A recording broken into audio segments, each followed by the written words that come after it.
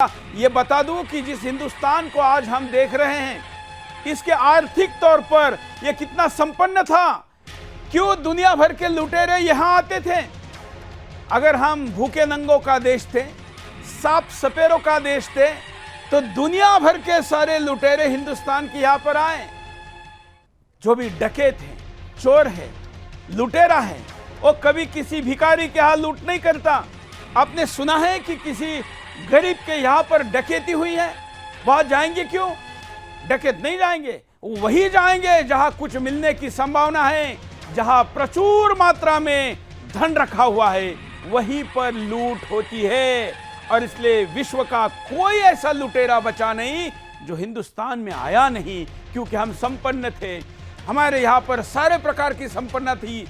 हमने सारे प्रकार की संपदा में कमी आई, भले वो हमारी वैचारिक थी या सारे प्रकार की थी, लेकिन आज हम फोकस कर रहे हैं आर्थिक संपन्नता की। हमारी पहले स्थिति क्या थी, आज की आप जान रहे हैं, और हम इससे निकलेंगे तो क्या हो सकते हैं, इस पर भी बात करेंगे। तो देखिए, उपनिवेश के पूर्व और बाद की अर्थव्यवस्था।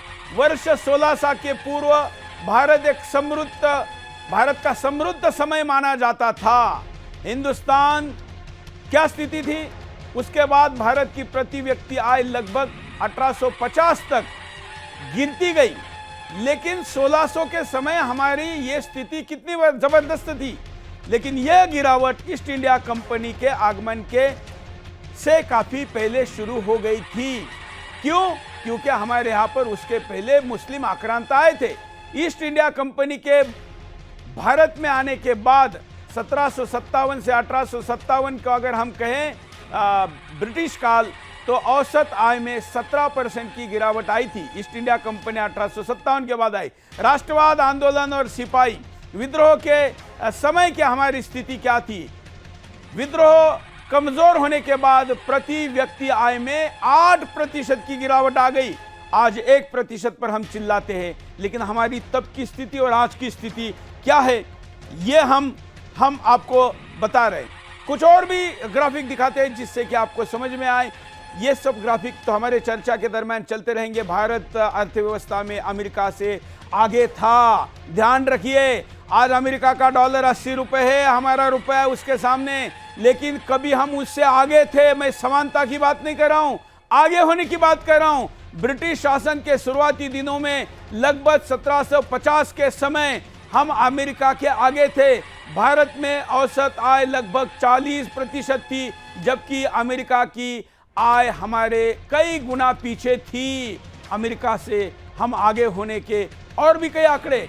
भारत के मुकाबले अमेरिका का औसत आय ब्रिटिश शासन के समय में केवल 9% थी, हम 40 और 9। सोचिए कितना बड़ा अंतर था। ब्रिटिश काल में धीरे धीरे आय में कमी आई और स्वतंत्रता के वर्ष में प्रति व्यक्ति आय में लगभग 8% की गिरावट आ गई। यह हिंदुस्तान और अमेरिका की तुलना कैसे नीचे गई, अमेरिका कैसे ऊपर चला गया, और हम कैसे बदलते गए, बिगड़ते गए, पीछे आते गए। और इसलिए आपको पता होना चाहिए।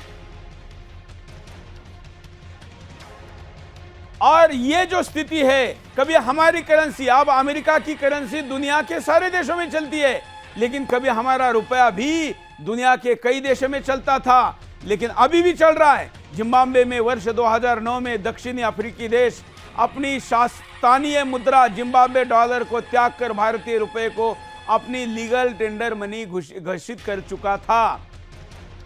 नेपाल में भारतीय रुपया चलता है। जब 2016 में भारत ने नोटबंदी की थी, तब वहां लगभग 9.48 अरब रुपए मूल्य के भारतीय नोट इस्तेमाल किए जा रहे थे। ये आज चलने वाली रुपए की स्थिति है। लेकिन अगर आप पहले की तुलना में करेंगे, अब आज की स्थिति में मालदीव के कुछ हिस्से में भारत की करेंसी रुपए से आसानी से स्वीकार किया जाता है, रुपए को आसानी से स्वीकार किया जाता है। भारतीय रुपया 0.21 मालदीव के, उसका भी नाम रूफिया कहा गया, लेकिन है वो रुपया ही के बराबर है।